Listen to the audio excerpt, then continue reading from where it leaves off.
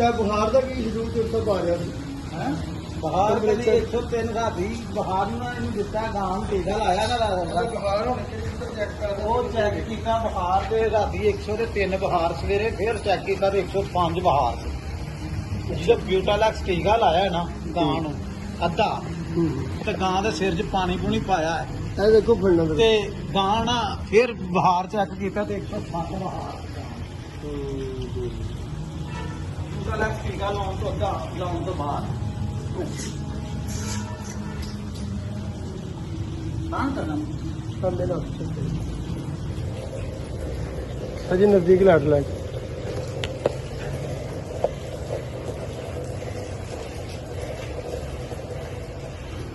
ਆਪ ਤੋਂ ਪਹਿਲਾਂ ਗਾਂ ਸਾੜੂ ਹੋਇਆ ਸਾੜੂ ਤੋਂ ਬਾਅਦ ਬੁਖਾਰ ਨਾ ਚੱਲਦਾ ਰਿਹਾ ਸਭ ਤੋਂ ਪਹਿਲਾਂ ਸਾੜੂ ਗਾਂ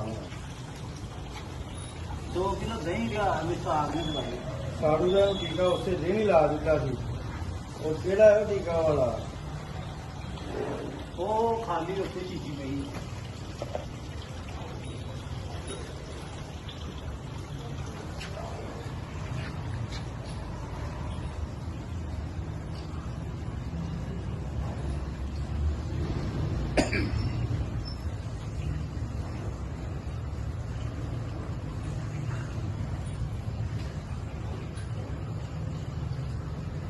ਗਾਂ ਗੱਬਲ ਦਾ ਨਹੀਂ ਸਾਜੀ ਸੂਈ ਹੈ ਸੱਜਰ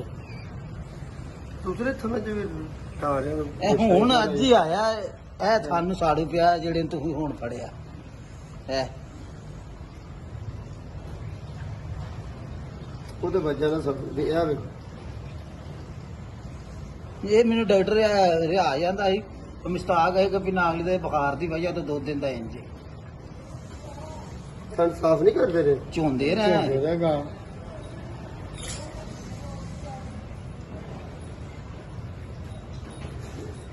ਅਸੀਂ ਤਾਂ ਸਗੋਂ ਅੱਧੇ ਘੰਟੇ ਬਾਅਦ ਗਾਂ ਪੌਣੇ ਘੰਟੇ ਬਾਅਦ ਚੋਂਦੇ ਰਹੇ ਦੁਪਹਿਰਾਂ ਵਾਲੇ ਧਾਰਾਂ ਮਾਰੀਆਂ ਇੰਜ ਦੁੱਧ ਆਇਆ ਤੇ ਰਿਹਾ ਉਹ ਮੁਸ਼ਤਾਕ ਆਂਦਾ ਹੈ ਕਿ ਪਿਨਾਗਲੇ ਦਾ ਇਹ ਬੁਖਾਰ ਦੀ ਵਜ੍ਹਾ ਤੋਂ ਇੰਜ ਦੂਸਰੇ ਥਾਣਾ 'ਚ ਦੁੱਧ ਆਉਂਦੇ ਆ ਉਹ ਨਾ ਸਮਝ ਨਾ ਹਮਾਲੇ ਦਾ ਮਸਲਾ ਵੀ ਚਾਰੇ ਥਾਂ ਹੀ ਸਜੇ ਦਾ ਫਿਰ ਚੈੱਕ ਕਰਨਾ ਬੱਚਾ ਲੇਕਿਨ ਵਜਨੋਂ ਵੀ ਘਟ ਗਈ ਗਾਂ ਕੰਨ ਤੋਂ ਵੀ ਚੁੱਕ ਲਿਆ ਹੈ ਨਾ ਉੱਠਣ ਦੀ ਬਾਰ-ਬਾਰ ਕੋਸ਼ਿਸ਼ ਕਰਦੀ ਗੋਡਿਆਂ ਪਰ ਨਹੀਂ ਹੁੰਦੀ ਜਾਂ ਗੋਡਿਆਂ ਪਰ ਨਹੀਂ ਉੱਠ ਕੇ ਖਲੋਤੀ ਰਹੀ ਗਾਂ 10-15 ਮਿੰਟ ਕੰਬ ਕੇ ਬਹਿ ਗਈ ਗਾਂ ਇੰਨੇ ਹੁਣ ਨਹੀਂ ਬੈਠੀ ਮਗਰਲੀਆਂ ਲੱਤਾਂ ਕਦੀ ਉਧਰ ਰੱਖਦੀ ਕਦੀ ਉਧਰ ਕਮਜ਼ੋਰੀ ਜੂ ਬਹੁਤ ਜ਼ਿਆਦਾ ਕਮਜ਼ੋਰ ਹਾਂਜੀ ਤੇ ਇਸ ਕਰਕੇ ਨਹੀਂ ਖਲੋਤਾ ਗਿਆ ਗਾਂ ਤੋਂ ਉਹ ਗਾਂ ਦਾ ਸਗੋਂ ਗੋਡਾ ਕੋਈ ਛੁੱਲੇ ਗਿਆ ਨਹੀਂ ਉੱਠਣ ਲੱਗਿਆ ਸਰ ਜੀ ਮੈਂ